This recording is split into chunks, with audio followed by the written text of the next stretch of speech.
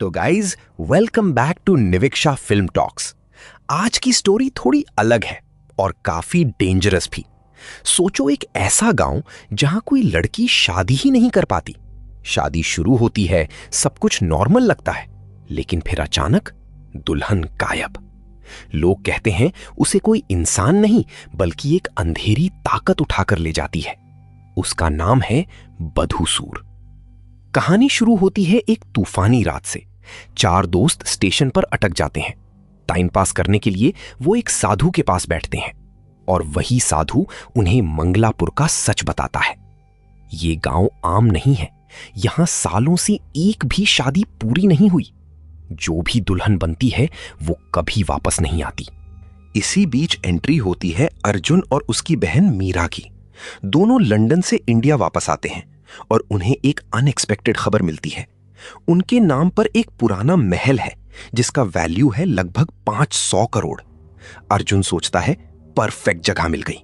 वो डिसाइड करता है कि मीरा की शादी इसी महल में होगी।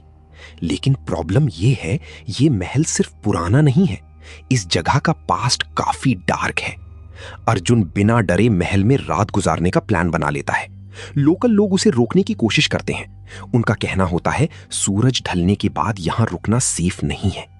महल के पीछे एक जंगल है जिसे लोग पिशाच वन कहते हैं और रात होते ही माहौल बदलने लगता है।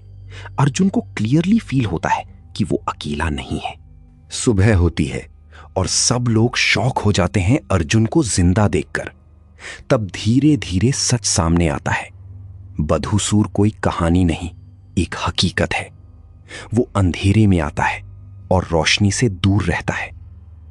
जैसे जैसे महल का काम शुरू होता है, अजीब चीजें होने लगती हैं।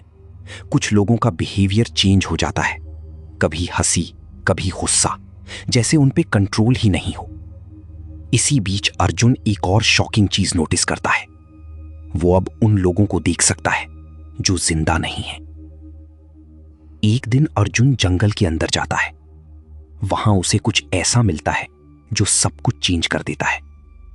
एक पुराना मंदिर और उसके पास एक अजीब सा पेड़। वो पेड़ बिल्कुल एक औरत की तरह लगता है। ये है वृक्षिणी, जिसके साथ बधूसुर का कनेक्शन है। तभी अचानक आसमान का रंग बदलने लगता है। दिन के टाइम ही अंधेरा छा जाता है।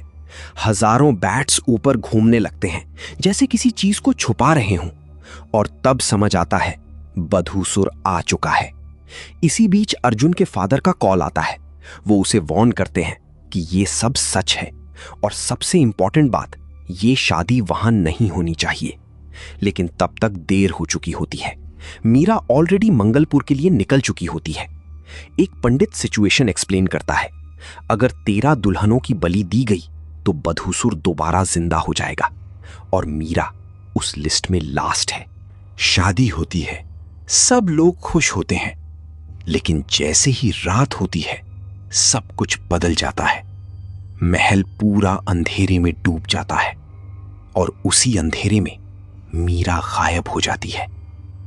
अर्जुन बिना सोचे समझे उसे ढूंढने निकल पड़ता है।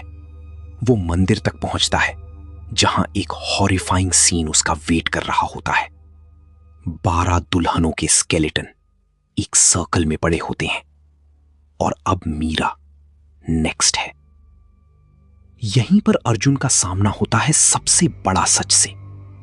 उसका कनेक्शन बधूसुर से डायरेक्टली जुड़ा होता है। इसी वजह से सिर्फ वही उसे रोक सकता है।